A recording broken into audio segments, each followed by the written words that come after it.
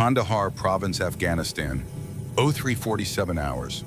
The mortars came in pairs the way they always did when the Is everything Taliban all right had here? amateur spotters on the No, ridge. it's not. We need some Ghost help heard the with this. first whistle, and his hands were already moving before the explosion hit muscle memory from 18 months of this particular hell. The medical tent shuddered dust raining from canvas seams. 3 gurneys occupied 2 empty. That ratio never lasted long. The radio crackled with static and panic in equal measure. Mass casualty event. 12 wounded inbound. 3 critical. The numbers meant nothing until the bleeding started, until Ghost could see what shrapnel and pressure waves had done to bodies that woke up that morning thinking they'd make it home. PFC Martinez stumbled through the tent flap, first 19-year-old chest wound, sucking air with each breath. The sound was wrong, wet, and hollow. Behind him, LCPL Chen dragged himself forward on his elbows because both legs had arterial bleeds painting the dirt dark. Ghost's training overrode everything else. Fear, exhaustion, the small voice that whispered about percentages and impossible odds. He moved to Martinez first because the chest wound would kill faster. Chest seal from the kit fingers working the adhesive edges, while his other hand found the IV port. The kid's eyes were wide, searching Ghost's face for an answer to a question he couldn't form. "You're not dying on my watch." Ghost's voice cut through the whistling chaos. The words were a promise and a command. Martinez's breathing steadied just enough. Chen came next. 2 tourniquets high and tight above where the shrapnel had opened both femoral arteries. The math was brutal. Stop the bleed except the limbs might not survive. Let him bleed except nothing survives. Ghost chose life over legs every time. Chen's face had gone gray, shock settling in like fog. "Stay with me, Marine." Ghost's hands moved to clamp the artery, directly buying seconds that might become minutes. The kid's pulse was threadbare under Ghost's fingers.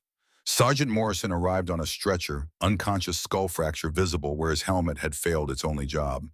Ghost stabilized the spine, secured the airway, started fluids. The checklist ran in his head like a liturgy. 3 Marines breathing when they shouldn't be. 3 families who'd get phone calls about recovery instead of flags. Captain Hayes appeared in the tent entrance, soot-streaked and older than his 40 years. "Cross, you saved 3 lives tonight." The captain's voice carried the weight of command and something else, something that sounded like wonder. Ghost kept working hands, checking vitals, eyes scanning for deterioration. "Just doing my job, sir." The words felt inadequate. Most men would have frozen. "You ran toward the fire." Hayes stepped closer and Ghost caught the scent of burned propellant and sand. "Someone had to, sir." The phrase hung in the dusty air. Someone had to. It wasn't heroism. It was arithmetic. People were dying and Ghost had training that could stop it. The equation was that simple, that absolute. Hayes nodded once the gesture, carrying more approval than words ever could, and moved back into the night where mortars still fell in paired sequences. 3 days later, Ghost found Private Hassan behind the latrines. The interpreter was 23 local hire, one of the good ones who actually believed the promises about democracy and women's rights. His face was a mask of fresh bruises, lips split, eye swelling shut. The Taliban infiltrator stood over him, fists still clenched. Hassan's wife huddled against the concrete wall, her burqa torn, a face visible where tradition said it shouldn't be. The bruises there were older, a timeline of violence written in fading purple and yellow. The infiltrator's voice carried casual authority. "She is my property. Islam permits discipline." Ghost's hand went to his sidearm, fingers wrapping the grip. The rules of engagement played in his head like a recording. Domestic matters, local customs, not our fight. The words tasted like ash. Hassan's wife's eyes met his, pleading, desperate. "Islam doesn't permit murder." Ghost's voice came out flat, stating fact rather than opinion. Captain Hayes materialized from the shadows. "Stand down, Corporal." The order was clear, unambiguous. "Not our fight." Ghost's fingers loosened on the pistol grip, but his eyes stayed locked on the infiltrator, dragging Hassan's wife away by her wrist. "Sir, with respect." The protest died before completion. "That's an order, Cross." Hayes's face showed no satisfaction in giving it, but orders were orders. Ghost stood down. The infiltrator disappeared around the corner. Hassan's wife's muffled sobs faded into the desert night. Ghost remained frozen, watching empty space where a woman had stood 3 seconds ago. The heat radiating from concrete walls did nothing to warm the cold spreading through his chest. 3 days after that, they found her body in the dried riverbed north of the compound. Blunt force trauma, probable weapon fists, boot stones. The report landed on Hayes's desk with the weight of inevitability. Ghost read it over the captain's shoulder. The clinical language couldn't hide what had happened. Hassan appeared that afternoon, eyes hollow, moving like a man already dead inside. I asked for help. His voice barely disturbed the air between them. You did nothing. Ghost had no defense. The rules of engagement weren't an excuse. Following orders wasn't an excuse. He'd stood there with a loaded weapon and training and the ability to stop what was happening, and he'd done nothing because someone told him not to. Hassan's spit hit the dirt near Ghost's boot. The interpreter walked away, and Ghost let him go because what else was there to do? That night, Ghost sat in the darkness outside the wire where the desert stretched endless and indifferent. The stars overhead had watched a million years of violence and would watch a million more. They offered no wisdom, no absolution. Ghost pulled his service pistol, checked the chamber, holstered it again. The weight against his hip felt different now. A tool unused was worse than useless. It was complicit. The vow formed without words, settling into bone and sinew where it would remain. Next time someone asks for help, the answer is yes, no matter the orders, no matter what rules say, it isn't your fight. Hassan's wife deserved better than rules. The next woman would get it. 12 years later, Ghost woke to the same nightmare. Hassan's wife's face eyes pleading. The infiltrator's fists. Ghost's hand on a weapon he never drew. The dream always ended the same way. Hassan's voice accusatory and correct. You did nothing. Ghost's eyes opened to pre-dawn darkness in an apartment that felt more like a cell. His shirt was soaked through, heart hammering against ribs. The clock read 0600. Time to move. The routine was religious in its precision. PT by 0605. Push-ups until his shoulders burned. Sit-ups until his core cramped. 3-mile run through streets still empty of traffic. The physical pain was honest, quantifiable. It had rules. Push harder, get stronger. The equation worked. By 0700, he was showered, shaved, back in control. Black coffee, no breakfast. His appetite had died somewhere in Afghanistan and never returned. The Harley needed maintenance. He could lose himself in mechanics, in the simple righteousness of machines that did exactly what they were built for. His apartment held nothing personal except the footlocker from his Marine days. The metals inside stayed wrapped in cloth. He'd earned them the hard way, but wearing them felt like claiming credit for breathing. You didn't get awards for doing what should be done. The only decoration on his walls was the Hell's Angels patch, black and red, the skull with wings. It meant something different now than when he'd earned it 8 years ago. Back then it was about belonging. Now it was about purpose. The phone rang at 0745. Hammer's voice graveled from 63 years and too many cigarettes. Church tonight, 7 p.m., don't be late. The words were simple, but Ghost heard the weight behind them. Club business. Something important enough to call a full meeting. Roger that. Ghost's response came automatically, Marine parlance that would probably follow him to the grave. Hammer hung up without ceremony. Vietnam vets didn't waste words on goodbye. The ride to Frank's diner took 20 minutes through morning traffic. Ghost knew every pothole, every light sequence. Thursdays meant the corner booth would be available by 0900. Frank knew to have coffee ready black, no questions. The routine was armor against the chaos that lived in Ghost's head when things got too quiet. Keep moving, keep to the schedule, stay in control. Frank was 68, Korean War 52 to 53. The frozen chosen, if you believe the stories, and Ghost did. Frank had the eyes for it, the 1,000-yard stare that never quite went away. Morning, Ghost. Frank's greeting was a nod more than words. Ghost returned it. The booth called to him, back to the wall, clear view of both entrances. Old habits from kill zones translated perfectly to American diners. Usual Frank already had the pot in hand. Yeah. The coffee arrived 30 seconds later. Frank lingered, wiping the counter that didn't need wiping. You see the news about the fire on Maple Street? Ghost shook his head. Frank continued anyway. Derek Reed pulled 2 kids out. Volunteer firefighter. They're calling him a hero. The words landed wrong, something in Frank's tone suggesting the opposite opinion. Ghost filed the name away without knowing why it mattered. Heroes usually weren't. At 09:15, Emma walked through the door and Ghost's tactical assessment activated before conscious thought. New waitress maybe 2 weeks based on her unfamiliarity with the floor layout. 31 or 32, 5'6", 130, soaking wet. Bruise on her left cheek, 4 to 5 days old, based on the yellow-green color, stage visible under heavy foundation. Wrist bruises, both arms, finger-shaped, 2 to 3 days. She flinched when the door opened behind her, a full-body response that spoke of conditioning. Her hands trembled, pouring coffee for the construction workers at table 3. Ghost watched without appearing to. Reconnaissance was about seeing patterns. Emma checked the parking lot every 5 minutes, scanning for something specific. Her shoulders rode high and tight muscles locked in permanent tension. When she dropped a plate, the sound making her jump. Frank's response was telling. He waved off her stammered apology, helped her clean up without reprimand. Frank had seen this before. He knew what he was looking at. The morning stretched into routine until Frank appeared beside Ghost's booth. "You see it," Frank's voice was low, meant for Ghost alone. "Yeah." Ghost's single word confirmed everything. Her husband, Derek Reed, volunteer firefighter. The emphasis on the last 2 words carried bitter irony.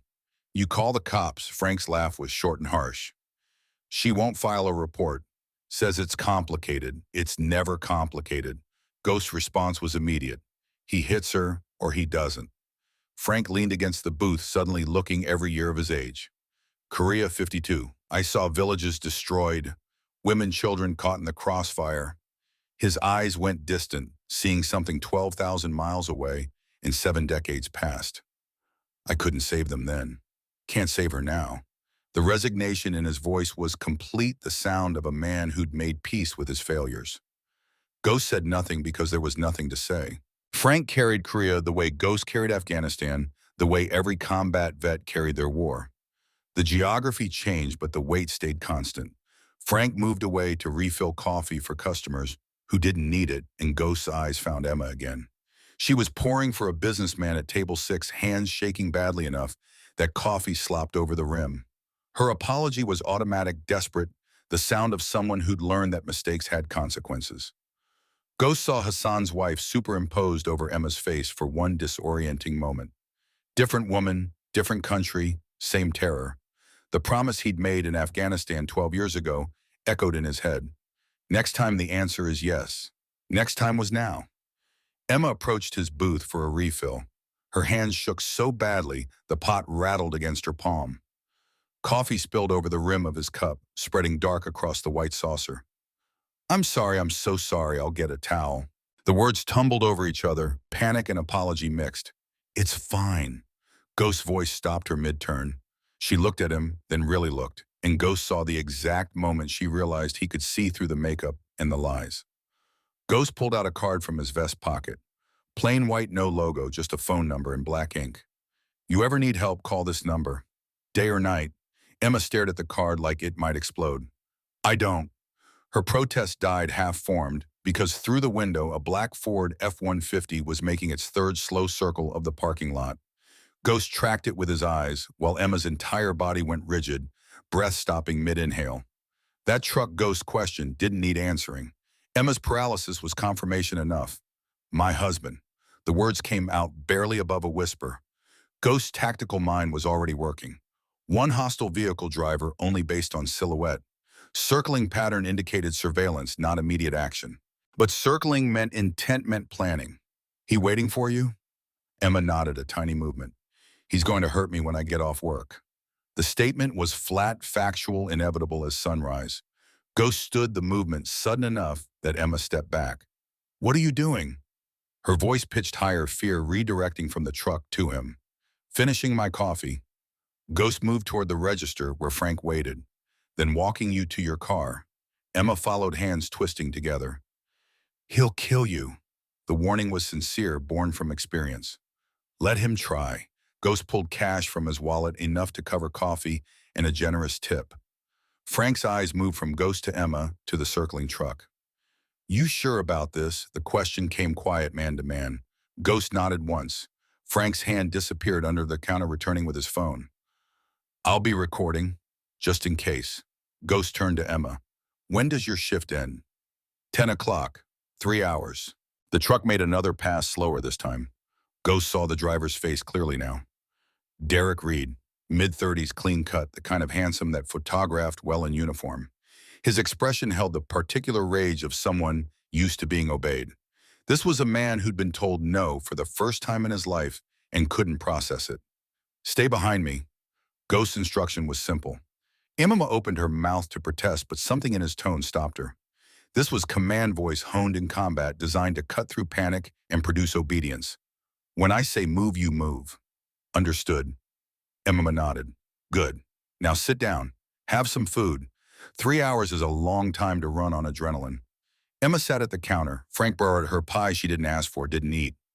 Ghost returned to his booth and waited with the patience of someone who'd spent months in observation posts watching empty desert for hostile movement. Derek's truck made 2 more passes before parking across the street facing the diner. Engine off. He was settling in for the wait. The 3 hours crawled. Emma made mistakes, dropping plates, forgetting orders, apologizing constantly. Frank covered for her, his movements gentle, in a way that spoke of practice. The lunch rush came and went. The afternoon lull settled over the diner like dust. At 19:45 hours, Frank locked the front door and flipped the sign to closed.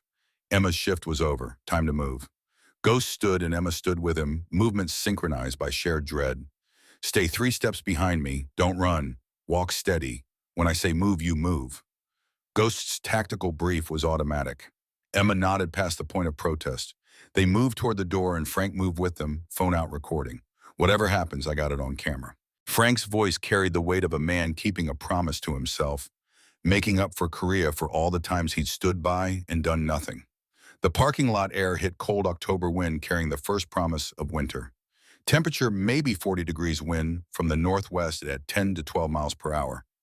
Ghost noted details automatically. Derek's truck sat 30 yards away, engine starting as they emerged, exhaust plume visible in the cold air. Ghost kept walking toward Emma's blue Honda, 3 cars from Derek's position. Emma's breathing came fast and shallow behind him. Keep breathing, 4 count in, 4 count out. Ghost demonstrated the rhythm combat breathing to manage fear response. Emma tried to match it, failed, tried again. They made it halfway across the lot before Derek's door opened. Emma. The name was a whip crack, command and threat and ownership wrapped together. What the hell do you think you're doing? Derek climbed out and Ghost adjusted his assessment. 6'2", 215 athletic build. Drunk but functional, maybe .15 blood alcohol. Enough for courage, not enough for incompetence. Dangerous combination. Ghost didn't respond, didn't slow. Derek moved to intercept, cutting between them and the Honda. Up close, the resemblance to every bully Ghost had ever encountered was uncanny. Same entitled rage. Same inability to comprehend defiance. Emma, car now. Derek's voice dropped an octave, the tone that preceded violence. Emma's steps faltered. Ghost felt her stop behind him. Keep walking. Ghost's command was quiet but absolute. Emma started moving again. Derek's attention shifted to Ghost.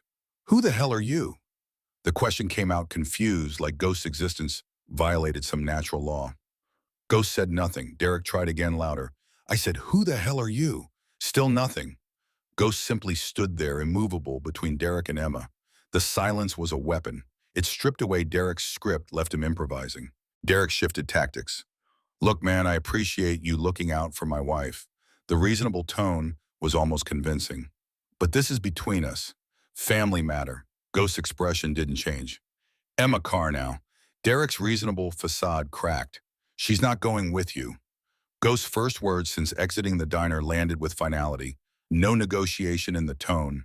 No room for argument. Who the fuck are you? Derek's rage was building now, face reddening. Nobody. Ghost's answer was honest.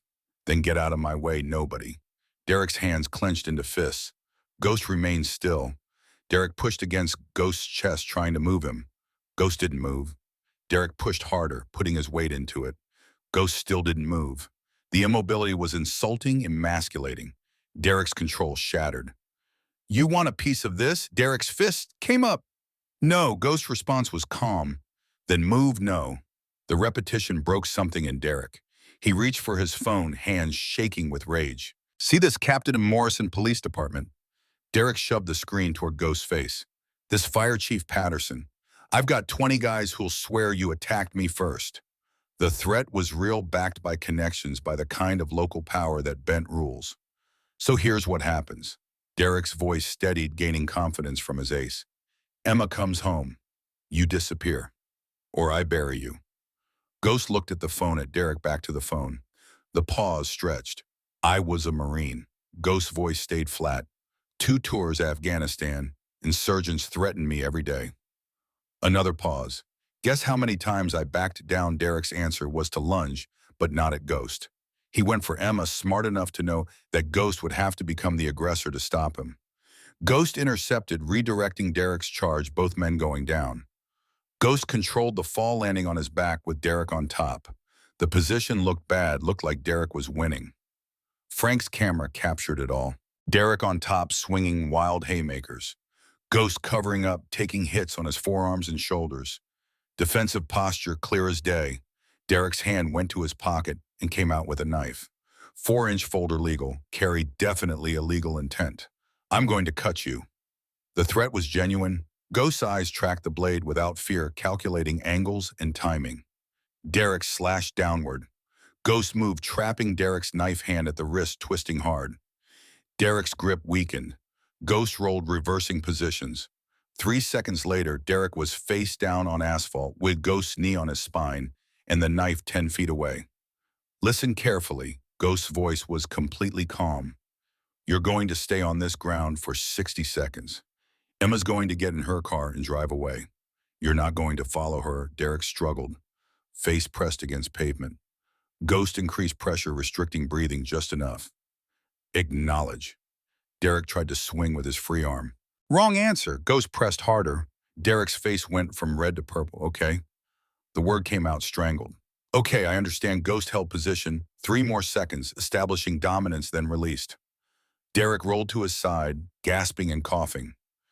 Emma, car now. Ghost didn't take his eyes off Derek. Emma ran, hands fumbling with keys. The Honda's engine turned over on the second try. Ghost backed toward his Harley, maintaining visual contact with Derek, who was climbing to his feet. You're dead. Derek's voice cracked. I'll have you arrested for assault, Frank's voice called from the diner entrance. Murphy's got 3 cameras on this parking lot. All of them saw you pull the knife first. Self-defense is a beautiful thing. The statement killed Derek's threat before it could form. Ghost reached his Harley, the engine starting with a roar that drowned out Derek's continued shouting. Drive. Ghost's command to Emma was clear even through her closed window. I'll follow you. Emma's Honda pulled out, tires squealing slightly. Ghost followed at a safe distance, his headlight a steady presence in her rearview mirror. Derek stood in the parking lot, screaming at nothing, impotent, rage incarnate. Frank kept filming until Derek climbed into his truck and sat there, head on the steering wheel, a man watching his control slip away. Emma drove without direction, turning at random, no destination in mind. Ghost tracked her route, already knowing where this would end. She couldn't go home. Derek knew that address. She had no friends close enough to risk involving. Family was too far away if they'd even believe her. The isolation was part of the abuse pattern calculated over years. Cut off support, create dependency, maintain control. Ghost had seen it in Afghanistan and garrison, in every town he'd ever lived. The tactics never changed, only the faces. Emma's phone rang. Derek's name lit up her screen. She ignored it. It rang again and again. By the 5th call, Ghost sent a text to her number gotten from Frank before leaving the diner. Pull over. Rest stop. 2 miles ahead. Emma's brake lights flashed. She signaled, took the exit, parked in a space under a flickering sodium lamp. Ghost pulled alongside. Emma sat in her car, hands gripping the wheel, breathing fast and shallow. Ghost approached, tapped on her window. Emma jumped, then recognized him and cracked the window an inch. Breathe. 4 count in, 4 count out. Ghost demonstrated again, then slow and steady. Emma tried to match the rhythm, couldn't. Her chest heaved with sobs that weren't quite breaking through. 4 in. Ghost's voice was patient. 4 out. Emma focused on his face, used it as an anchor. 4 in. Her breathing slowed fractionally. 4 out. They stood like that for 2 minutes, Ghost breathing deliberately, Emma trying to match, slowly regaining control. When her shoulders stopped shaking, Ghost spoke. There's a shelter 2 towns over, St. Catherine's. Woman named Linda Hayes runs it. Emma's eyes widened. How do you know about? Ghost pulled his dog tags from under his shirt. Not his. They belonged to Captain Hayes, Vietnam, Is 68 to everything all right 69, killed here? in action No, 3 months it's before not. We need some rotation help home. with this. Ghost had been given them by Hayes' daughter after the funeral. Her father had tried to save Ghost's mother once years ago. Hadn't worked, but the trying mattered. Man named Hayes, Vietnam vet, saved my mother once. Ghost's words were economical, stripped of detail. Tried to anyway, didn't work out. Emma waited for more. But he tried. That's what matters. Ghost tucked the tags back under his shirt. I promised myself, someone asks for help, I say yes. You asked. I'm saying yes. Why Emma's question was fundamental. Ghost considered several answers, discarded them all. Because 12 years ago in Afghanistan, I watched a woman die because I followed orders. Because Hassan's wife's face is the first thing I see every morning. Because I made a vow and breaking it would mean I'm not who I need to be. But those answers were too long, too complicated. So Ghost gave her the simple truth. Because I can. Emma stared at him, trying to find the angle, the hidden agenda, the price tag that always came with help. Ghost let her look. There was no angle. The price was already paid in a dusty riverbed 12,000 miles away. I'll follow you to the shelter. Make sure you get there safe. Ghost moved back toward his Harley. Emma sat in her car for another 30 seconds, making a decision that would change everything, then started her engine and pulled back onto the highway. The drive took 40 minutes through darkening countryside. St. Catherine's appeared as an old church converted to shelter lights, warm in the windows despite the late hour. Linda Hayes stood on the porch, gray hair pulled back, sweater inadequate for the cold, but she didn't seem to notice. Daniel. Her greeting used Ghost's given name. Linda. Ghost's response was equally simple. Emma climbed from her car, uncertain, afraid. Linda came down the steps. You must be Emma. Her voice carried the kind of calm that came from dealing with trauma daily. Come inside, honey. You're safe now.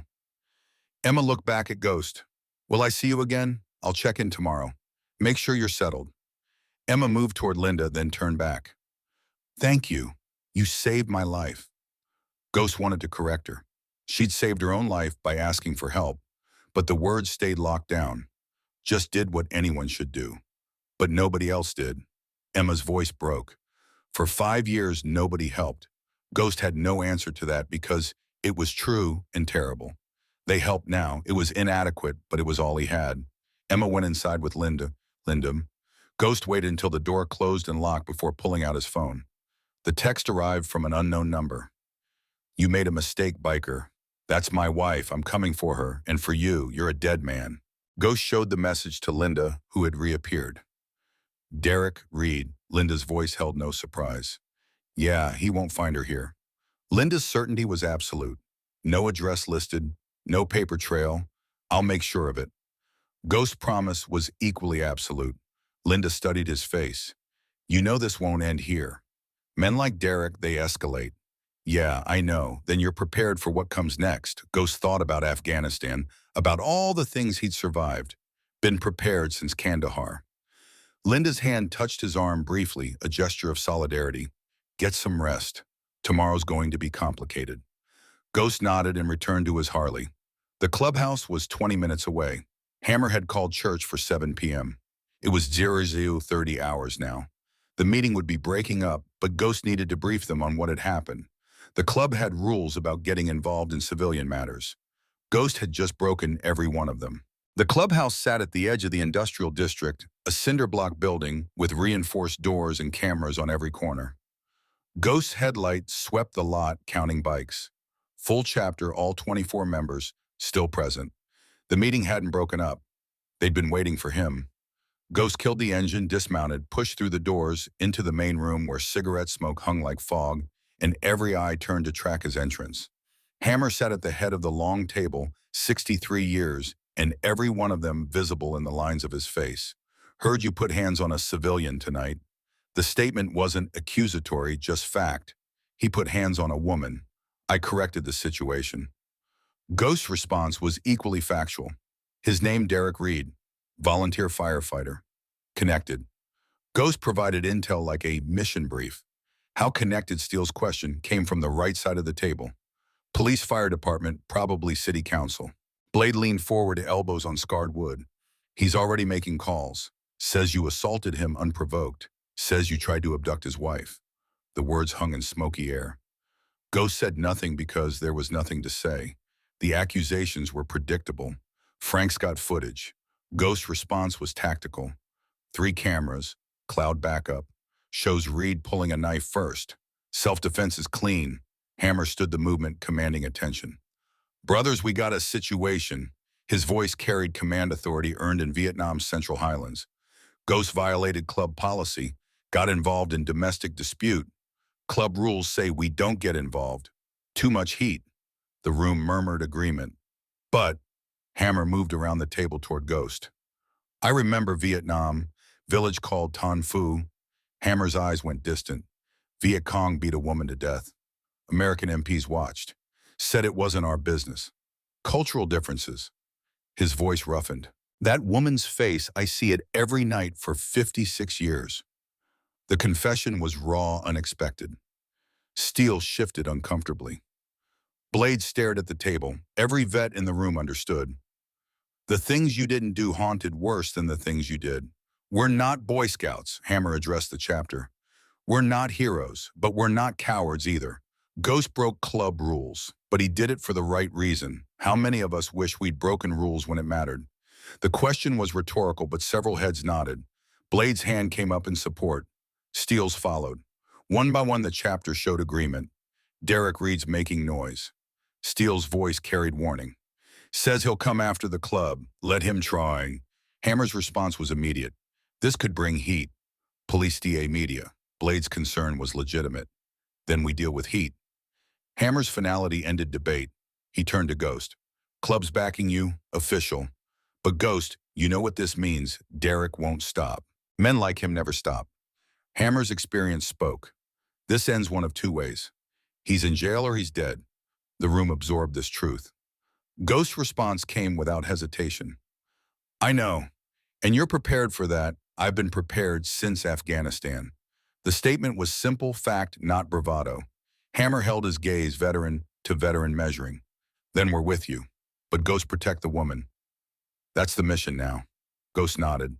The chapter meeting dissolved into smaller conversations, brothers offering support, sharing war stories about times they'd intervened or wished they had.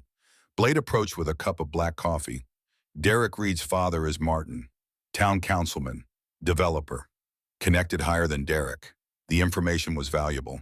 How high? High enough to make your life difficult. Blade's warning was clear. Ghost accepted the coffee. Difficulties relative. Blade almost smiled. Yeah, I guess it is. Still watch your back. Martin Reed doesn't play fair. Neither do I. Ghost's response ended the conversation. Blade nodded and moved away. Ghost stood alone in the clubhouse, surrounded by brothers, but separate, the way he'd been separate since Afghanistan. Some distances couldn't be closed. The ride home took Ghost through empty streets. The city slept, but his mind wouldn't. Emma's face kept superimposing with Hassan's wife. Different women, same terror. The promise he'd made in Afghanistan was being kept, but the keeping brought new complications. Derek Reed wouldn't stop. His father would escalate. The club was backing Ghost, but that brought risk to them. The math was ugly. Ghost's apartment welcomed him with familiar emptiness. He stripped off his vest, the weight of it suddenly oppressive. The cuts on his forearms from Derek's wild swings needed cleaning. Ghost stood in the bathroom, running water over split knuckles, watching pink spiral down the drain. His reflection showed a man older than 47, weathered by sun and sand and things that didn't wash away. The phone buzzed. Unknown number. Ghost answered without speaking. Mr. Cross, this is Martin Reed, Derek's father. The voice was educated, controlled, dangerous in its calm. I think we should talk. Man to man, nothing to talk about. Ghost's response was flat. I disagree. You've inserted yourself into my family's business. Your son beats his wife. That's everybody's business. Martin's tone hardened. You're a veteran, served honorably. I respect that, but you're out of your depth here. Ghost remained silent. I have resources, connections, power. Martin's confidence was absolute. You have a motorcycle and a criminal record. 3 assault charges, all dropped. Self-defense. Ghost corrected. This time will be different. The threat was explicit.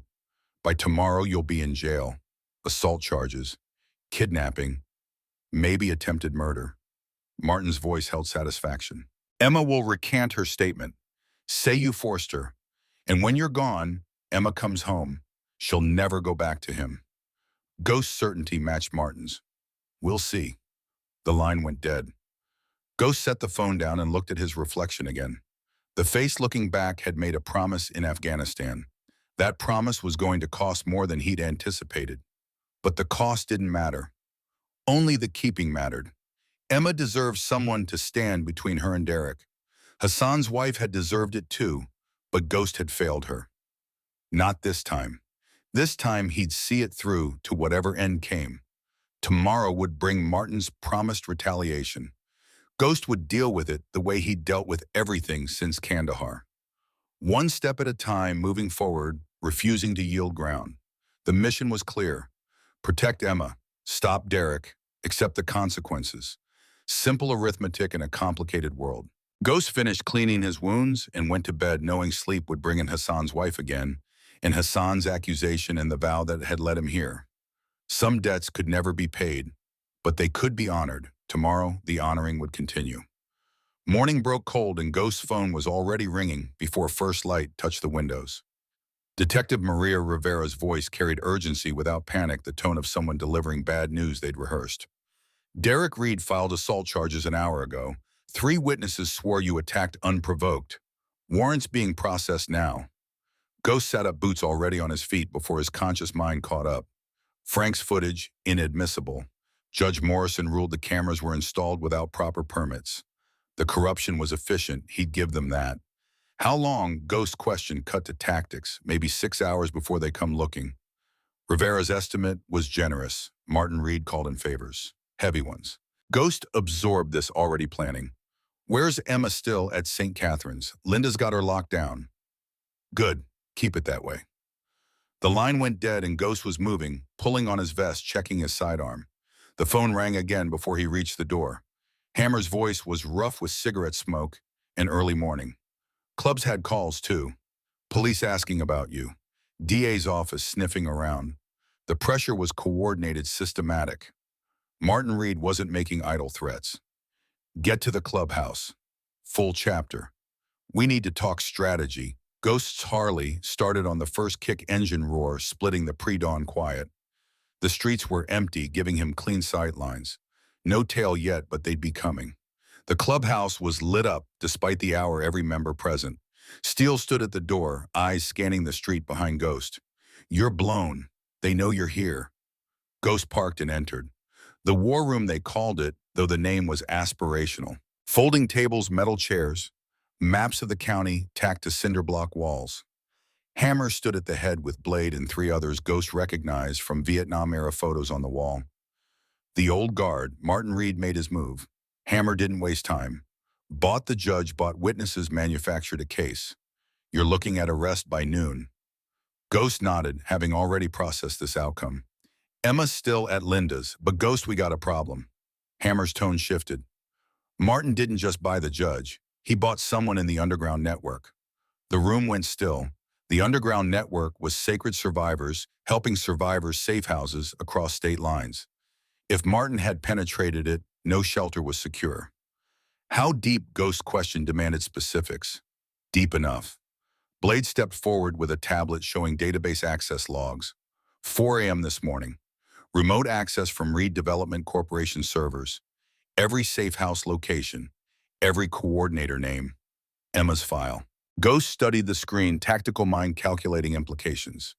Derek knows where she is, knows where every safe house is. If we move her, he'll know where we're moving her to. The trap was elegant and complete. Steele leaned against the wall, arms crossed. So what's the play? We can't keep her at Linda's forever. Reed will come eventually. Then we let him come. Ghost's response was immediate. Blade's head snapped up. You want to use her as bait? I want to end this. Ghost moved to the map, pointing to St. Catherine's location. We set up here. Cameras everywhere. Witnesses. When Derek comes, and he will, we document everything. Make it so clear even Martin's money can't spin it. Hammer studied the map. You're talking about a siege. 24-hour watch. Full chapter rotation. Resources, manpower, time. Ghost met his eyes. I'm talking about keeping a promise. The statement hung there. Hammer had made promises in Vietnam that still haunted him. Every man in the room had promised something somewhere that they'd failed to keep. Ghost was offering them a chance at redemption by proxy. The vote was unanimous. Steele took point on logistics, pulling up camera positions and watch rotations. Blade coordinated with Linda, who had her own security protocols. Ghost's role was simple. When Derek came, Ghost would be there. The arrest warrant was a complication, but not a deterrent. Sometimes you had to let them take you to win the larger battle. The trick was controlling when and how. Linda called at 0800 hours. Emma's asking for you, wants to know what's happening. On my way. Ghost ended the call and turned to Hammer. I need 2 hours at the shelter. Set up the trap. Then I'll turn myself into Rivera. Keep it clean. Hammer considered this. Rivera's solid. She'll process you fair. But Ghost, once you're in custody, you can't protect Emma. That's what the club's for. Ghost's faith in his brothers was absolute. The ride to Singapore. Catherine's took 15 minutes through morning traffic. Ghost's senses were hyper alert, scanning for surveillance for the police cruiser that would end his freedom. The street stayed clear. Rivera was keeping her word, giving him time. He'd remember that. Emma met him at the door, Linda behind her. Your face is all over the news. Derek's calling you a predator. Says you targeted vulnerable women. Emma's voice carried anger now instead of fear, a shift Ghost noted with approval. Let him talk. Ghost moved into the common room where Steele was already setting up cameras. These are military grade, night vision, motion detection, cloud backup to 3 separate servers. Steele's expertise was showing. Martin can't touch these. What if he doesn't come? Emma's question was valid. He'll come. Ghost's certainty was absolute. Men like Derek, they can't let go. Control is everything. When you took that away last night, you broke something fundamental in him. He has to fix it or admit he's not what he thinks he is. Ghost paused. Men like that always choose violence over introspection. Linda appeared with coffee no one had asked for. I've been running this shelter for 23 years. Seen a lot of Derek's. They follow a pattern. First comes rage, then comes planning, then comes the attack. Linda's voice held the weight of experience. We're at stage 3 now. The attack is coming today. Maybe tonight, but soon. How many women you saved in 23 years? Ghost's question surprised her. 317. Linda's answer was precise. How many got taken back? 42. Emma's face went pale. Linda continued. 31 of those died within a year. Most ruled accidents or suicide. Some just disappeared. Emma's breathing quickened. Ghost put a hand on her shoulder. You're not a statistic. This ends different, Ed. The cameras took an hour to install. Steele worked with practiced efficiency, running cable positioning angles, testing feeds. Blade arrived with 4 more angels, all older, all veterans. The young guys had energy, but the old ones had patience. Siege work needed patience. They settled into positions around the shelter's perimeter, invisible from the road, but covering every approach. Ghost pulled Emma aside. I need you to understand what's happening. Derek's going to come. When he does, I need you inside this building. No matter what you hear, no matter what you see, you stay inside. Emma started to protest. Listen, Ghost's command voice cut through. I can't protect you if I'm worried about where you are. You stay inside. Let me handle Derek. Emma's jaw set, but she nodded. A truck pulled up outside, not Derek's F-150, but a panel van with Reed Development Corporation logos. Martin Reed emerged, 62 years old, gray suit, expensive watch. The contrast with his son was stark. Martin was controlled where Derek was chaos, calculated where Derek was rage. Ghost moved to intercept before Martin could reach the door. Mr. Cross, Martin's greeting was cordial. Or should I call you Ghost? Either works. Ghost stopped 10 feet away, maintaining tactical distance. This is private property. You're trespassing. Martin smiled. I'm here as a concerned citizen. My son tells me you've been harassing his wife. Ghost said nothing. Silence was a weapon Martin wasn't prepared for. Emma's confused, you understand. Martin continued, still playing reasonable. 5 years of happy marriage, and suddenly she's running away. That's not normal behavior. Someone must have influenced her. Ghost's expression didn't change. Happy marriages don't leave bruises. Martin's smile never wavered. Bruises, I don't see any bruises. Emma's quite clumsy, always has been. The lie was delivered with such sincerity that Ghost almost admired the skill. Martin had been practicing this manipulation for decades, probably learned it from his father, who'd killed his own wife and called it an accident. The Reed legacy ran deep and dark. Ghost pulled out his phone, showed Martin a photo Linda had taken of Emma's injuries. Detailed, timestamp, notarized. These bruises. Martin looked at the photo without flinching. Could be makeup. Special effects. Easy to fake. Besides, even if they're real, could be from anything. Emma's always been dramatic. Needs attention. Martin's eyes met Ghost's. You're a smart man, Mr. Cross. Veteran, decorated, honorable discharge. Why throw that away for a woman you don't even know? Because someone has to. Ghost's response echoed in the morning air. Martin's smile finally faded. That's a child's answer. The world is more complicated than your simple morality. Sometimes women need firm guidance. Sometimes what looks like abuse is just a husband maintaining his household. Ghost's hands clenched, but he kept them at his sides. You done. Martin's mask dropped completely. You have until noon to convince Emma to come home voluntarily. After that, I stopped being polite. The threat was naked now. I've got the police in my pocket, the DA, 3 judges. I can make you disappear into the system for years. By the time you get out, Emma will have learned her lesson and moved on. Ghost stepped forward, closing the distance. You're welcome to try. Martin held his ground, but Ghost saw the fear flicker. Combat veterans carried a particular kind of menace earned in places where threats meant bullets. I'm trying to help you. Martin's voice regained control. Walk away. Let Derek and Emma work out their issues. You go back to your motorcycle club and forget this ever happened. Ghost's answer was silence. Martin waited for a response that didn't come, then turned and walked back to his van. The engine started, and he drove away without looking back. Blade appeared from the side of the building. That went well. The sarcasm was heavy. He made his play. Now we make ours. Ghost moved back inside where Linda was on the phone, voice sharp with controlled anger. Yes, that's right. St. Catherine's. We need units here now. She hung up. Detective Rivera's sending 2 patrol cars. They'll park visible down the street. Deterrent. Ghost nodded approval. Martin's smart. He won't move while police are watching. Then we wait for him to think they've left. Steele's assessment was tactical. Create a vulnerability window. Make him think he has an opening. Ghost agreed. The afternoon stretched, long tension building like static before a storm. Emma tried to stay busy helping with shelter tasks, but her eyes kept going to the windows. Linda stayed close, maternal in her protection. The angels rotated positions, maintaining vigilance. At 1600 hours, the patrol cars pulled away. Linda had arranged it, giving Rivera a story about needing them elsewhere. The bait was set. Ghost positioned himself in the back office with a clear view of the front entrance. Steele took the side door. Blade covered the rear. The waiting was the worst part, knowing violence was coming, but not when. Derek's truck appeared at 1847 hours, not alone. 3 more vehicles followed: Bobby's red Mustang, Jake's lifted pickup, Craig's SUV. 8 men total. Ghost counted them through the window, tactical assessment, automatic. Derek had brought overwhelming force, confident that numbers would win. He hadn't fought insurgents who understood that numbers meant nothing against training and terrain. The club channel crackled in Ghost's earpiece. 8 hostiles, all adult males, probably armed. Blade's voice was calm. Hold positions. Let them commit.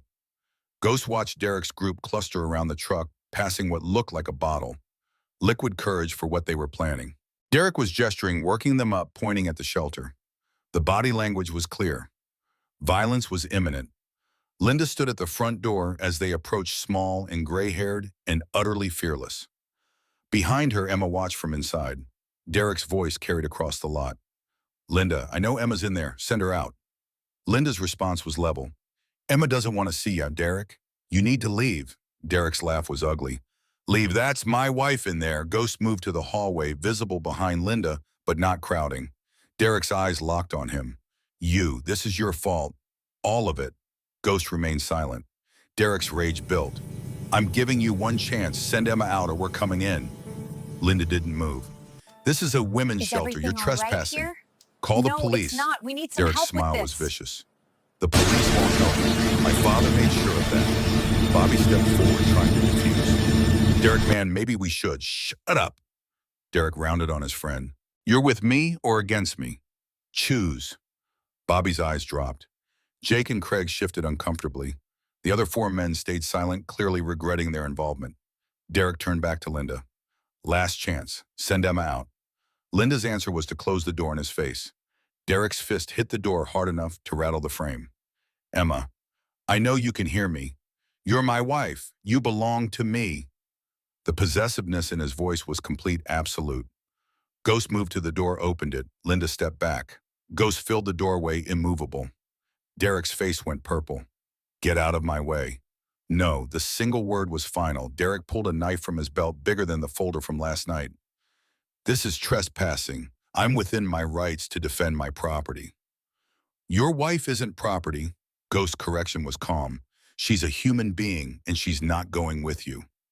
Derek's control shattered. He lunged with the knife. Ghost moved sideways, letting Derek's momentum carry him past, then caught his knife arm and twisted. The knife clattered to the ground. Bobby and Jake rushed forward. Steele appeared from the side, positioning himself between the attackers and Ghost. Blade emerged from the rear. Craig looked at the angels and backed away, hands up. I'm out. This is crazy. Two of the unknown men followed Craig's lead, walking back to their vehicles. That left Derek, Bobby, Jake, and two others. 5 against 3. Better odds. Jake swung at Steele telegraph, obvious. Steele slipped the punch and put Jake on the ground with a leg sweep that would have made Marine instructors proud. Bobby hesitated, then charged Blade.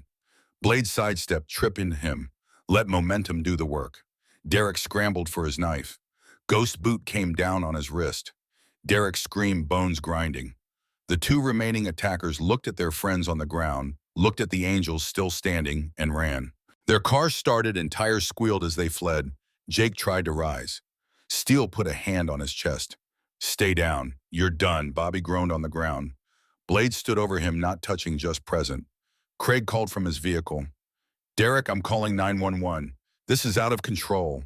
Derek writhed under Ghost's boot. You broke my wrist. You're going to jail for this. Frank appeared from across the street, phone recording everything. Got the whole thing. Self-defense. Clear as day. Linda stepped out with her phone. I called Detective Rivera. She's 2 minutes out. Derek's face went from rage to calculation.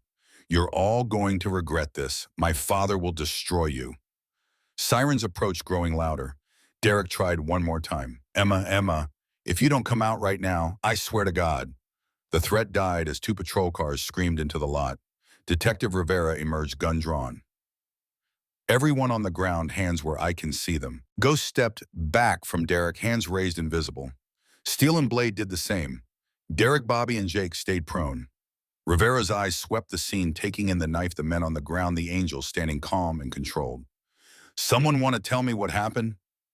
Linda stepped forward. These men tried to force entry into my shelter. They were armed. These gentlemen stopped them. Rivera looked at Frank. You get it on camera every second. Frank held up his phone. Rivera's tension eased fractionally. Derek Reed, you're under arrest. Assault, trespassing, violation of restraining order, assault with a deadly weapon. But I'm the victim. Derek's protest was shrill. He attacked me.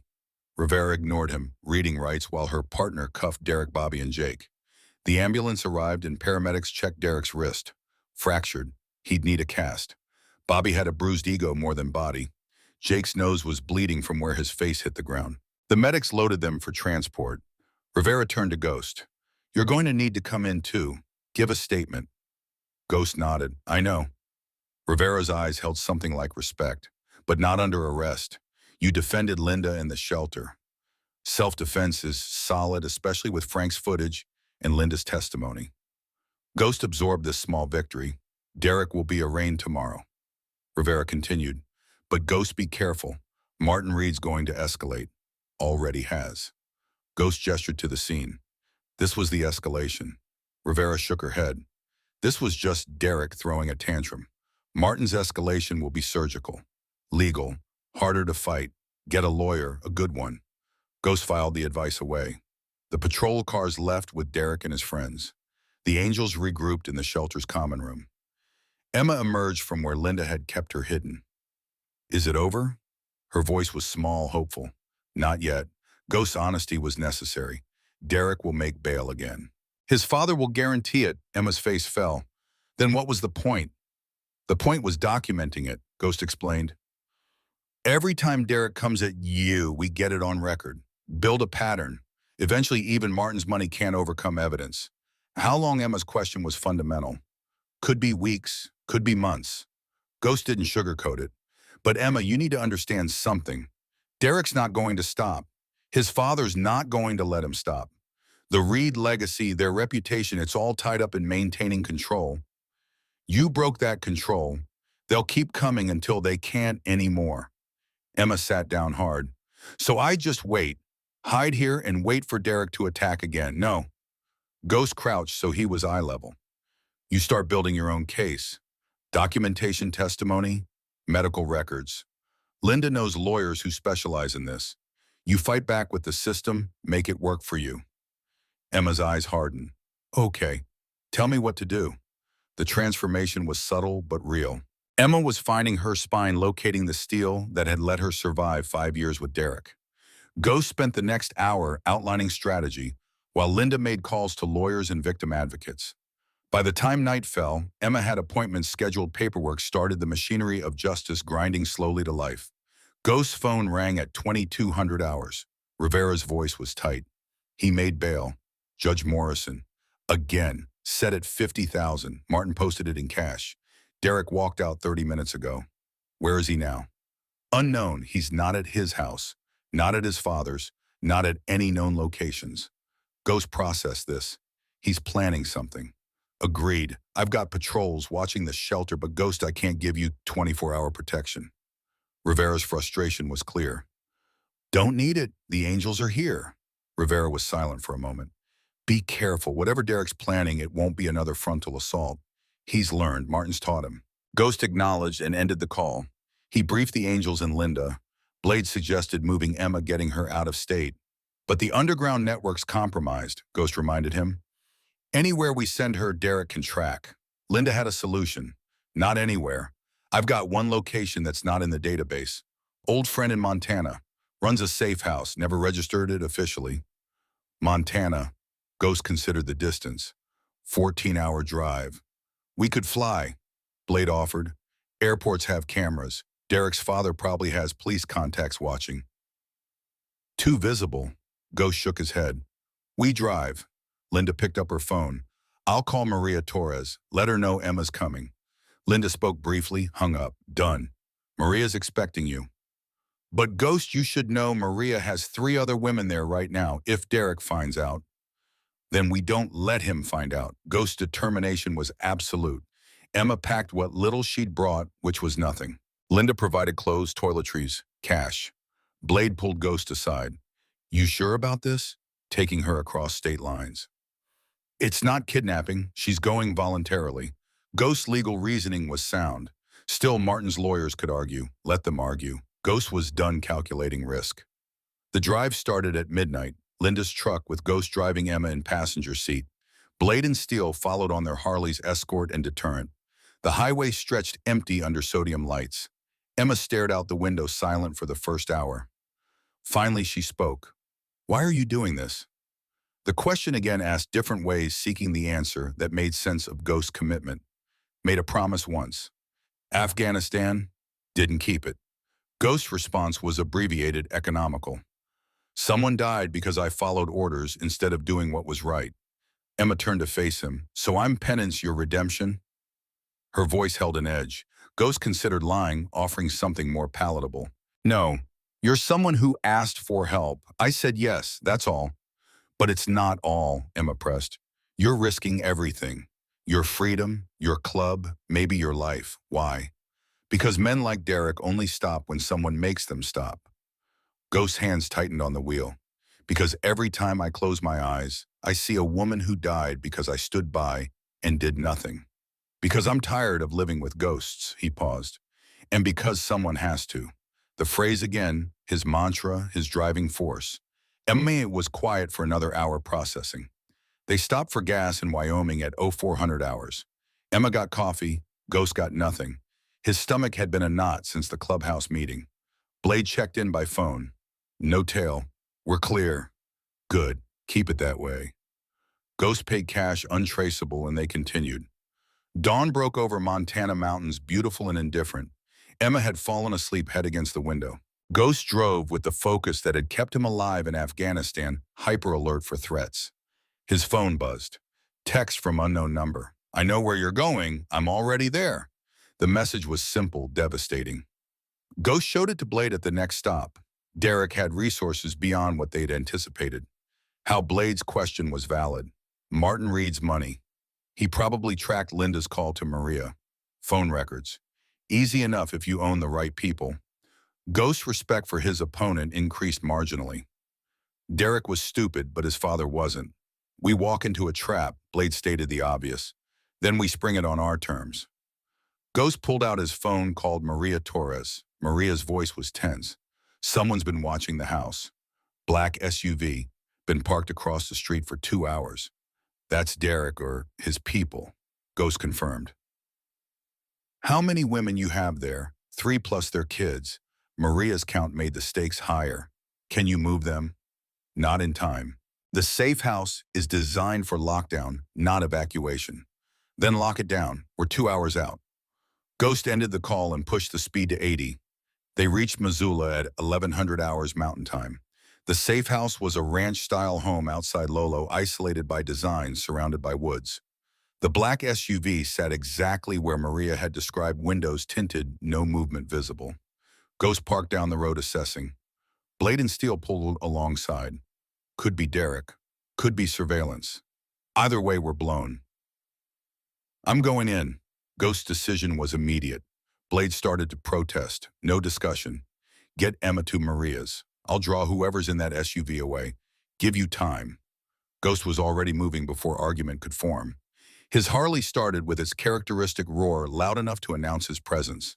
He rode past Maria's house, past the SUV, watching his mirrors. The SUV's engine started. It pulled out following. Ghost led it away from the house down a county road, buying time. His phone showed a message from Blade. Emma's inside. We're secure. Good. Ghost accelerated the SUV, keeping pace. 2 miles from the house, Ghost stopped in the middle of the road and dismounted. The SUV stopped 50 yards back. Driver's door opened. Derek emerged, and Ghost felt the familiar pre-combat clarity settle over him. Derek's right wrist was in a cast. His face showed bruises from being taken down. He looked haggard, wild, past the point of rational thought. His father had probably told him this was the last chance to succeed or be disowned. Ghost understood desperation. It made men dangerous. You just couldn't leave it alone. Derek's voice was ragged, had to play hero, had to take what's mine. Ghost remained silent. Derek pulled a gun from his waistband, 9mm, probably his father's. The threat matrix escalated.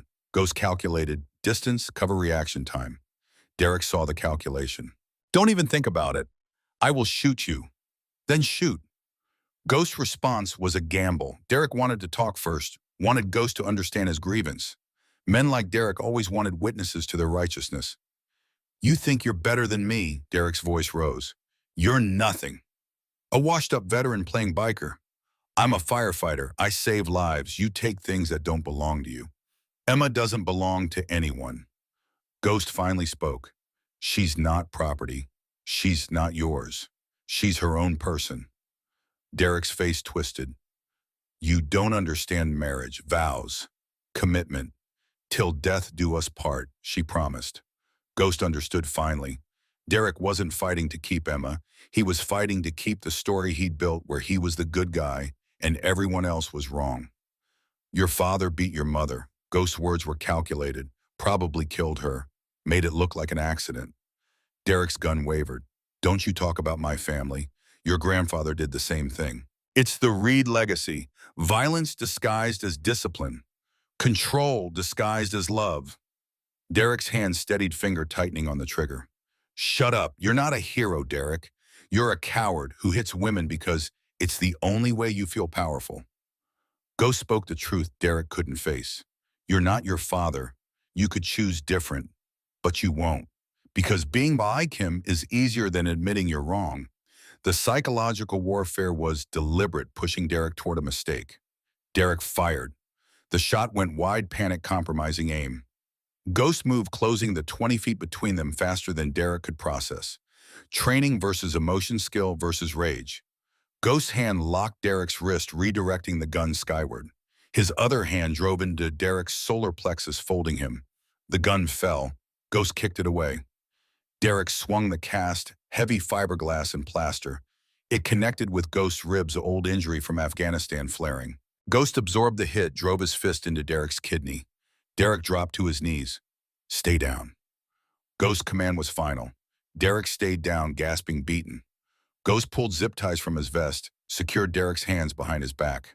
The fight was over. Sheriff's vehicles appeared, summoned by Maria, who'd heard the gunshot.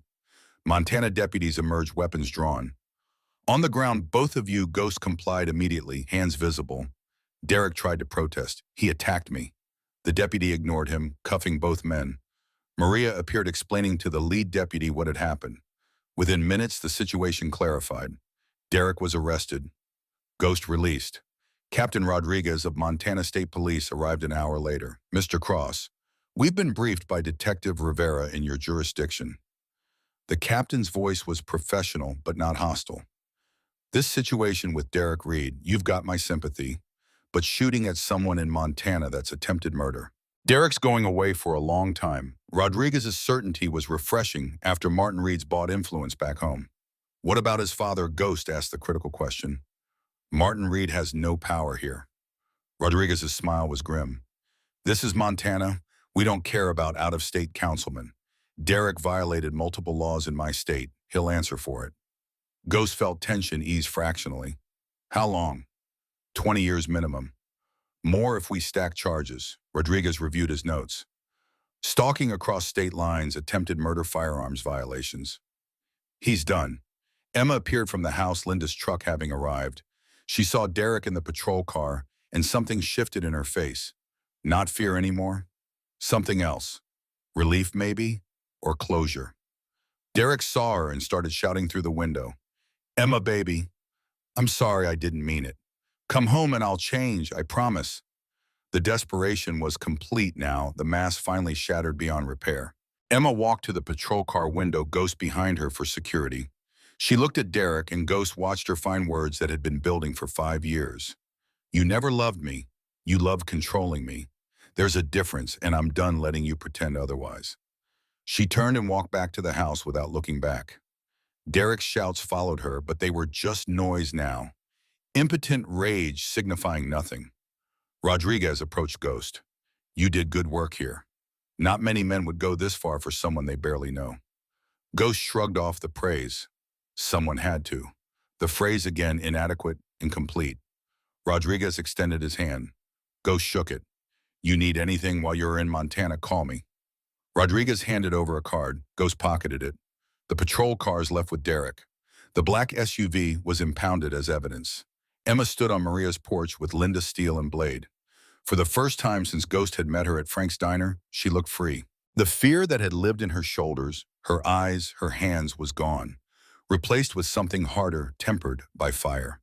That evening they sat on Maria's porch watching the sun set over Montana mountains. Emma spoke first. What happens now? You stay here until the trial.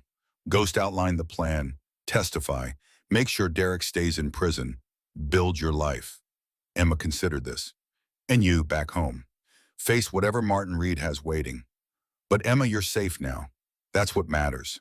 Emma's hand found his. Thank you doesn't cover it. You saved my life. Multiple times. Ghost looked at the mountains, the fading light, the vast indifference of nature. Didn't do it for thanks.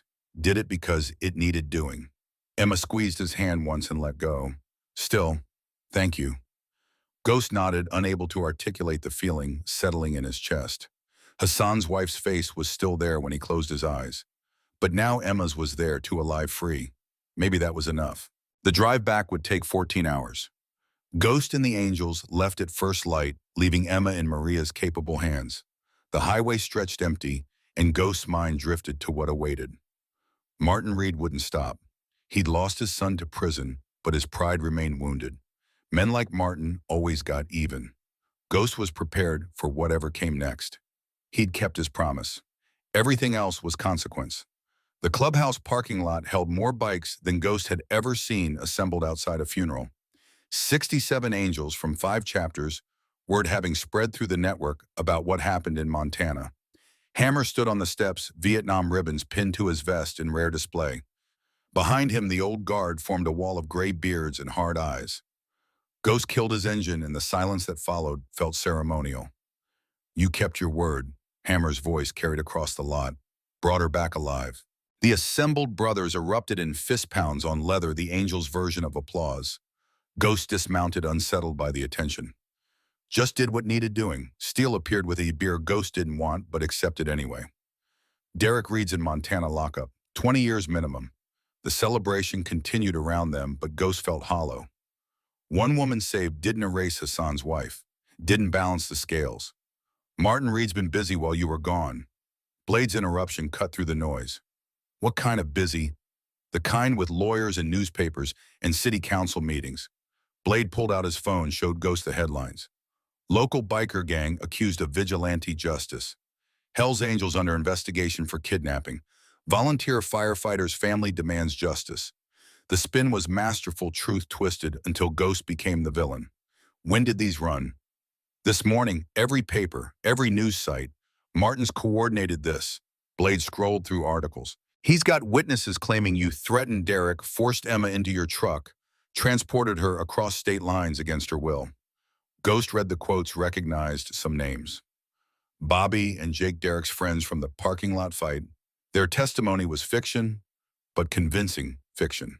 How much did Martin pay them? Probably nothing. Probably just reminded them about their own legal troubles. Made them choose sides. The DA's office called. Hammer gestured Ghost inside where fewer ears could hear. They want you to come in for questioning. Voluntary, but they made it clear refusing would look bad. When tomorrow morning, 9 a.m. Ghost calculated time frames.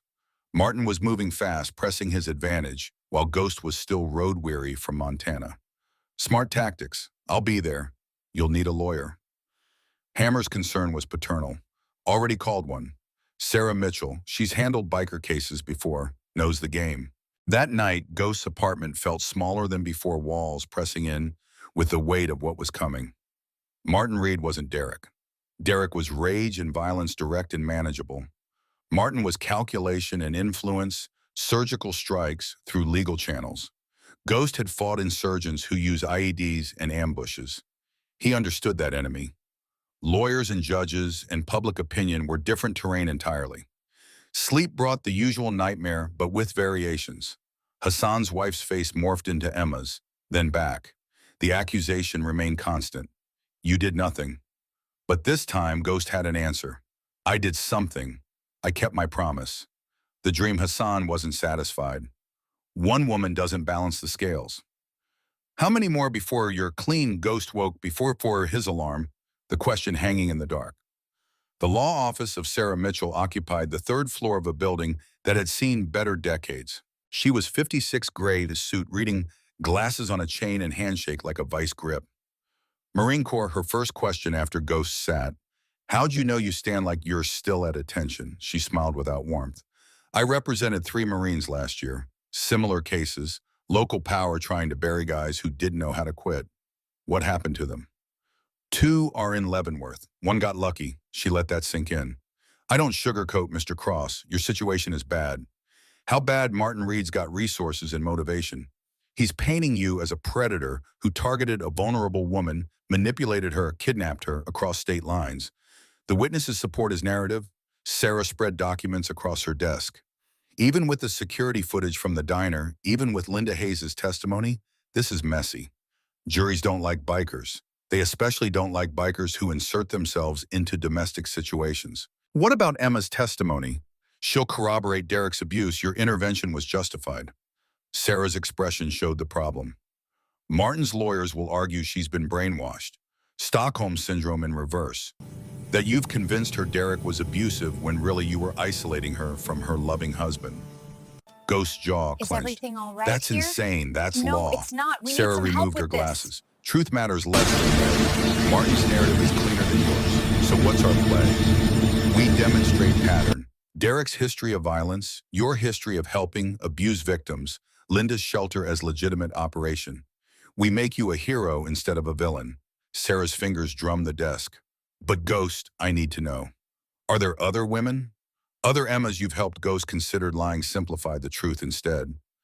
7. In the last 2 years, all domestic violence situations, all transported to Linda's shelter. Sarah's eyes closed briefly. That's a pattern Martin can exploit. Serial behavior, obsessive, exactly what he's claiming. Or it proves I'm consistent, that this isn't about Emma specifically, but about stopping violence. Ghost wasn't backing down. Sarah studied him with the intensity of someone measuring commitment. You prepared to testify. Put your service record on display. Let them pick apart Afghanistan.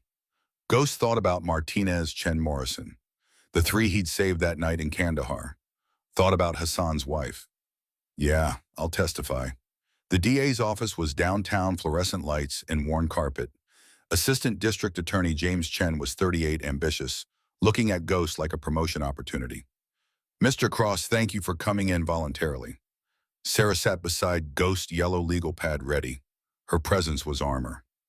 Chen opened a folder. I want to discuss your relationship with Emma Reed. There is no relationship. She was a waitress at a diner I frequent. Her husband was abusing her. I helped her reach a shelter. Chen's smile was patronizing.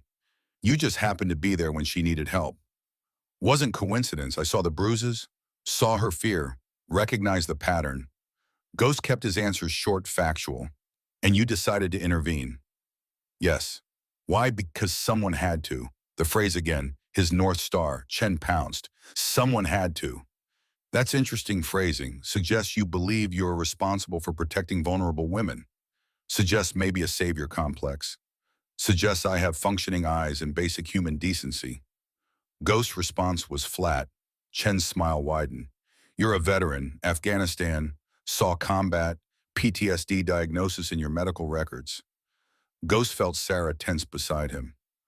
That's protected health information. How did you access it? Chen waved dismissively. Public interest exception. Mr. Cross, is it possible your PTSD causes you to see threats that aren't there, to overreact to perceived danger?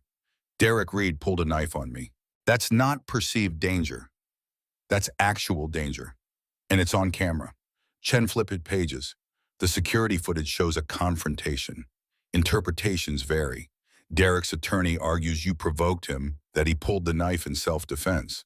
Ghost nearly laughed. Self-defense. I was walking Emma to her car. We're done here. Sarah stood. Unless you're charging my client, this interview is over. Chen leaned back. Not charging him today, but Mr. Cross understands something. Martin Reed is a pillar of this community. His son is a decorated firefighter. You're a biker with a history of violence. The public will choose sides, and they won't choose yours. Sarah guided Ghost out before he could respond. In the hallway, she turned. That went worse than expected. Chen's building a case, probably looking at conspiracy charges, kidnapping, maybe RICO, if he can tie the Angels in. RICO, organized crime statutes. If they can prove the Angels were acting as an organization to commit kidnapping across state lines, that's federal. Sarah's concern was evident. 20 years mandatory minimum. Ghost processed this escalation. Martin's not just trying to discredit me. He's trying to destroy the whole club. Exactly, and he might succeed. That evening, the clubhouse held an emergency vote. Hammer presented the situation with military precision. Martin Reed's going after Ghost with federal charges. If those charges stick, they'll roll up the entire organization. We're looking at RICO, conspiracy, the whole alphabet soup. The room was silent. We have options. Cut Ghost loose publicly, disavow his actions, claim he went rogue. That might satisfy the feds. Protect the club. Or Ghost question cut through the tension. Or we stand with you, except that we backed your play live with consequences. Hammer's eyes swept the room. But brothers, be clear. This could end the Angels. Not just this chapter. National. They'll use this as an excuse to go after every charter. Ghost stood. Then I walk. Turn myself in, plead guilty. Take the weight.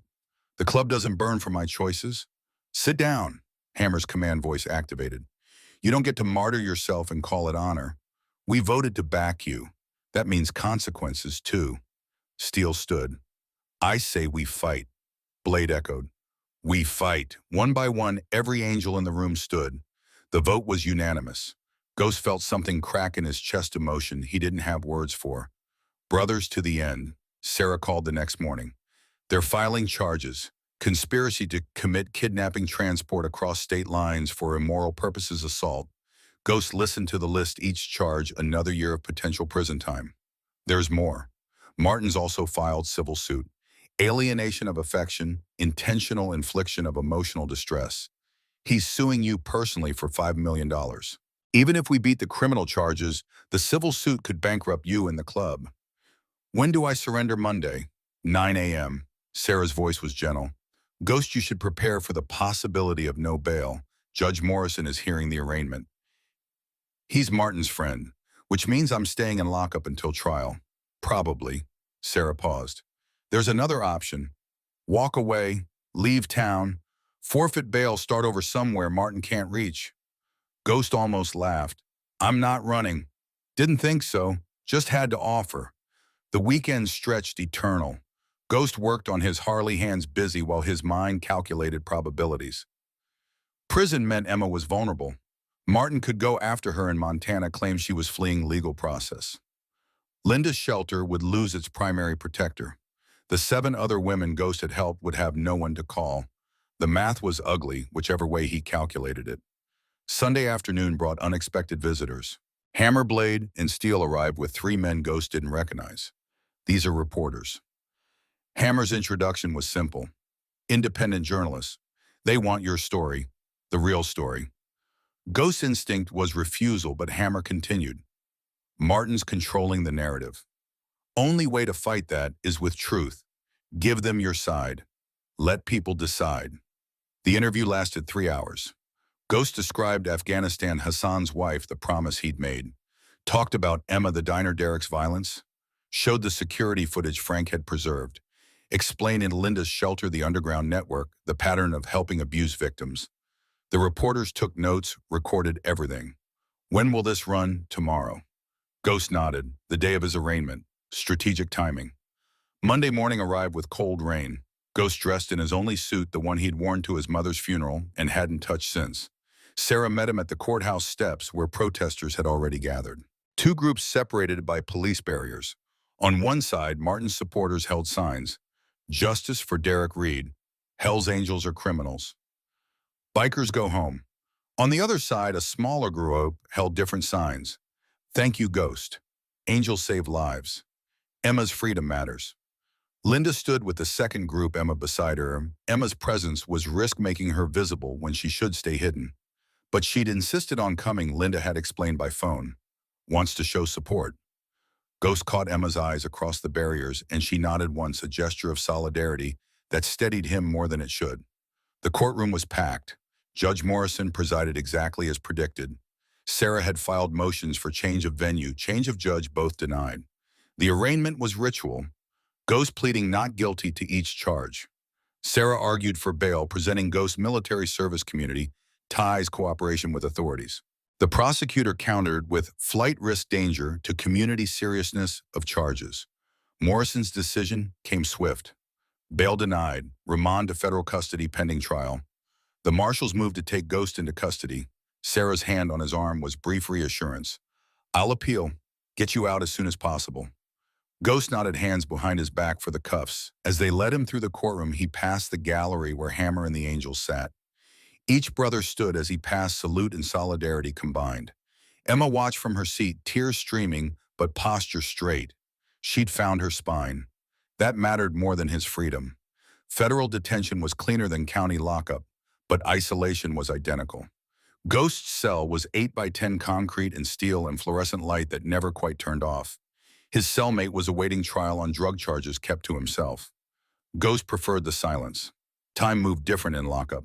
Hours stretched like taffy while days vanished. He tracked time by meals in the small window that showed sky. Sarah visited on Wednesday. The articles ran. Ghost's interview, Emma's testimony, Linda's shelter work. Public opinion is shifting. Social media's picked it up. #FreeGhost is trending. Ghost had no idea what trending meant. It means people are paying attention, seeing past Martin's narrative. The prosecutors getting pressure to drop charges. How much pressure enough that they're offering a deal? What kind of deal? Plead guilty to misdemeanor assault.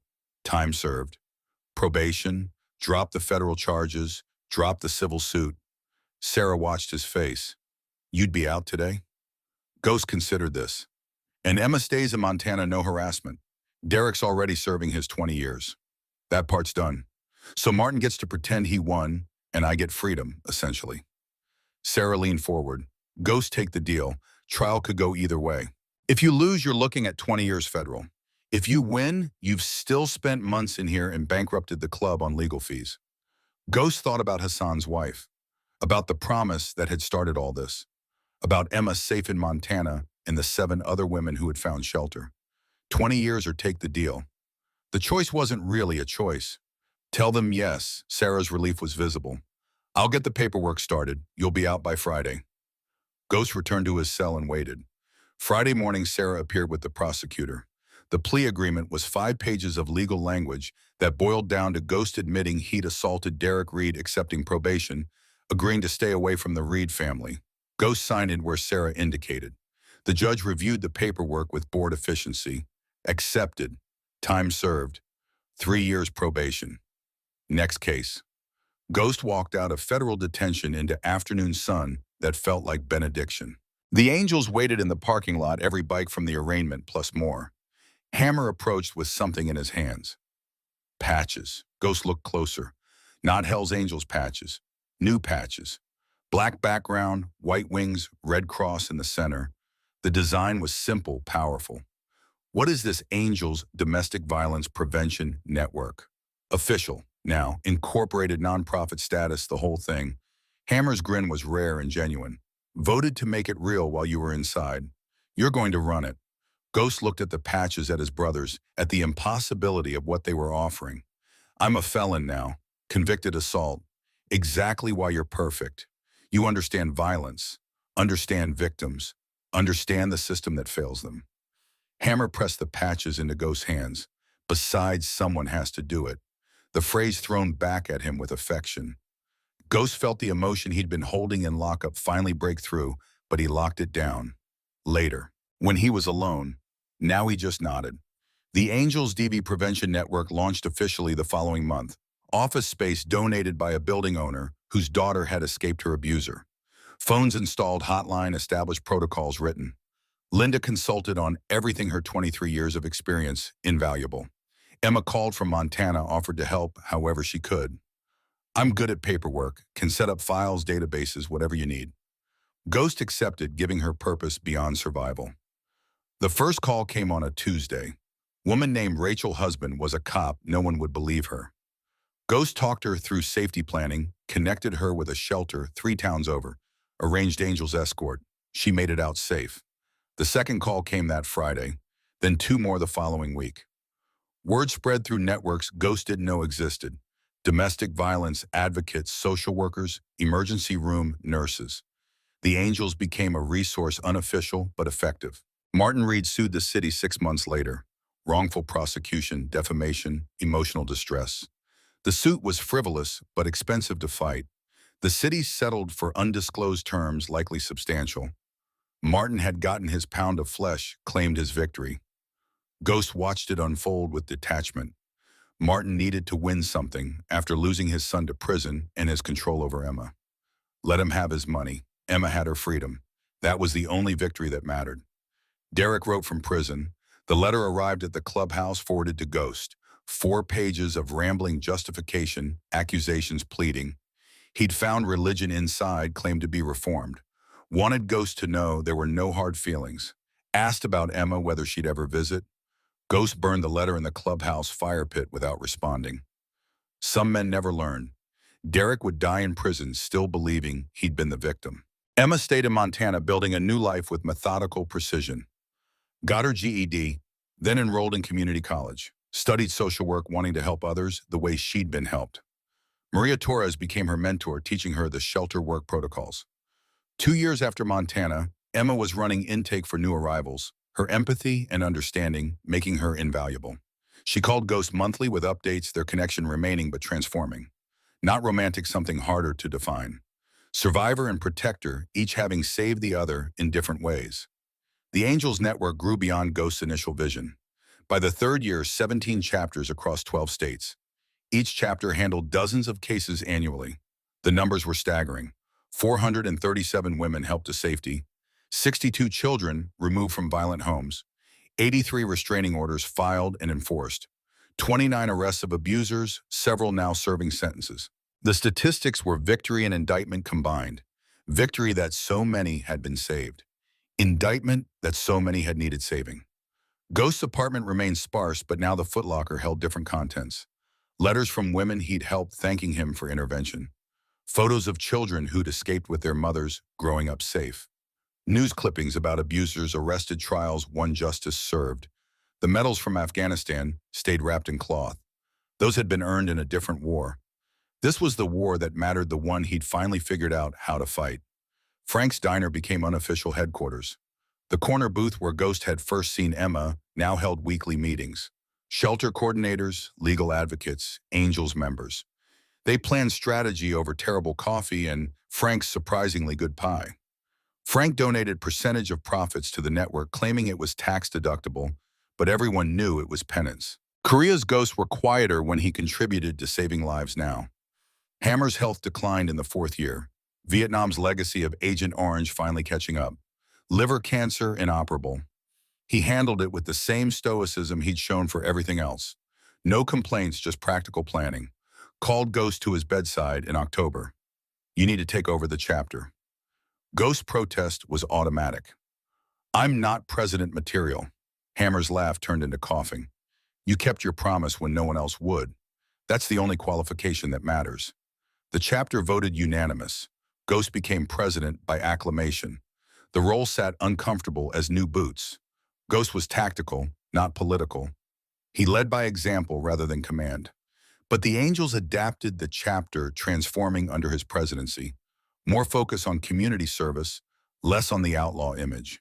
The younger members initially resisted, but the old guard held firm. This is evolution, not betrayal. We're still Angels. We're just Angels who give a damn. Blade's words carried the day. Emma graduated college with honors. Ghost attended the ceremony, sitting in the back row of the auditorium. She spotted him during the reception, navigating through crowd to reach him. Her transformation was complete. The terrified woman from Frank's Diner was gone. In her place stood someone who'd taken trauma and forged it into purpose. I got a job offer. Montana Department of Family Services, working with DV victims statewide. Pride swelled in Ghost's chest. That's perfect. Emma's smile was genuine, free. I wanted to tell you first.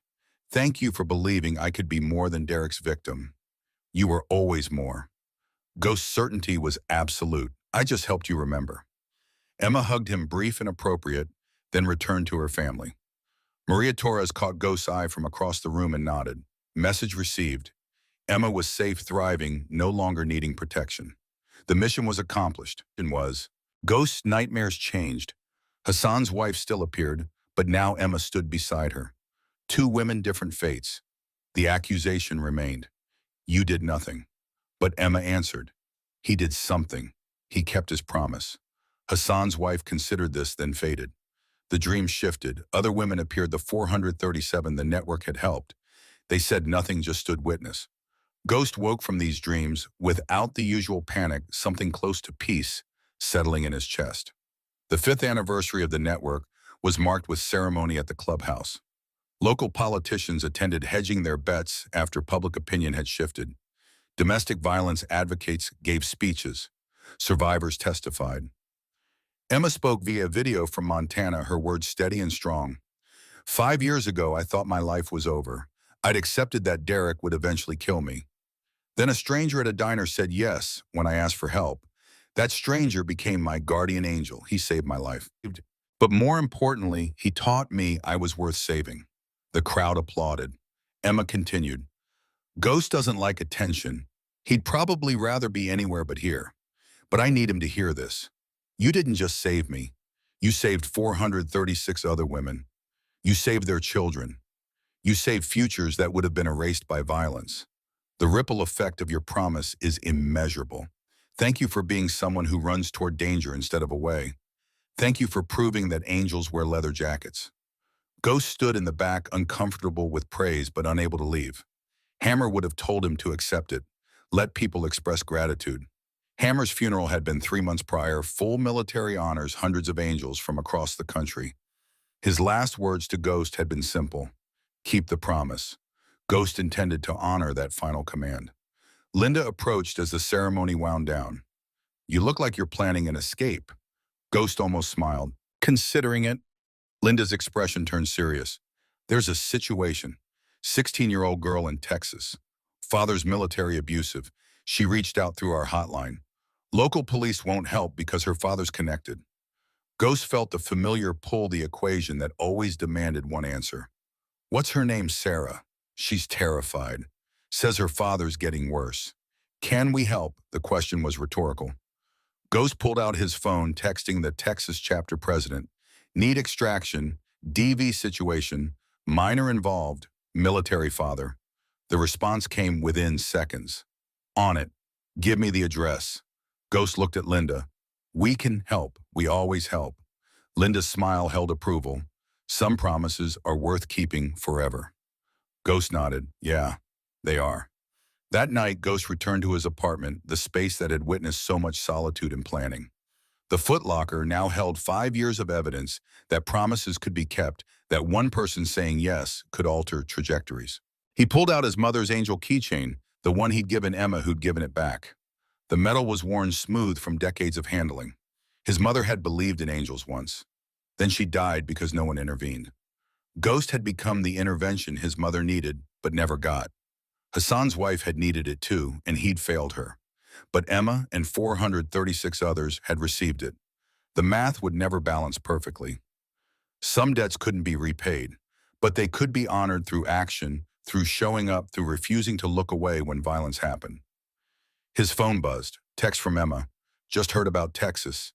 Thank you for helping Sarah. I know you'll get her out. Ghost responded simply. Someone has to. Emma's reply was immediate. Someone like you. The praise sat uncomfortable, but Ghost was learning to accept it. Maybe that was growth. Maybe that was healing. Or maybe it was just the recognition that fighting the good fight mattered more than personal comfort. The Harley waited in the parking lot, ready for tomorrow's ride to Texas. Sarah needed extraction, and Ghost would coordinate it. There would be others after Sarah. The violence never stopped, but neither would Ghost. The promise made in Afghanistan 12 years ago had become his life's work. Not penance anymore. Purpose. Ghost stood at his window watching the city settle into night. Somewhere out there, women lived in fear. Children heard sounds no child should hear. Men who should protect were the ones inflicting harm. The problems were too large for one person to solve. But one person could make a difference for one woman, who could make a difference for another, rippling outward in ways impossible to measure. Hassan's wife deserved better than Ghost's failure. Emma had received what Hassan's wife should have gotten. Sarah would get it too, and after Sarah, the next one. The equation was simple. Someone asked for help. The answer was yes. Always yes. Because someone had to run toward the danger stand between predator and prey, refused to look away when everyone else did. Ghost was that someone, not because he was special or heroic, because he'd made a promise and discovered that keeping it gave his life meaning his medals never had. The war in Afghanistan was over for him. This war, the one fought in parking lots and shelters and courtrooms, would continue until he couldn't fight anymore. But for now, he was standing. For now, he could help. That was enough. It had to be enough. Tomorrow, Sarah. Next week, someone else. Next month, next year, the names would change, but the mission remained constant. Protect the vulnerable. Stop the violence. Keep the promise. Ghost turned from the window feeling something close to peace. Not the peace of finished business. The peace of purpose fulfilled daily, of promises kept one person at a time. Hassan's wife's face appeared in his mind one last time, not accusing now. Just watching, bearing witness, understanding that some debts get paid forward generation to generation until the cycle breaks. Ghost slept that night without nightmares. The war was far from over. But this battle was won. Emma was free. Sarah would be too. The promise endured. That was enough.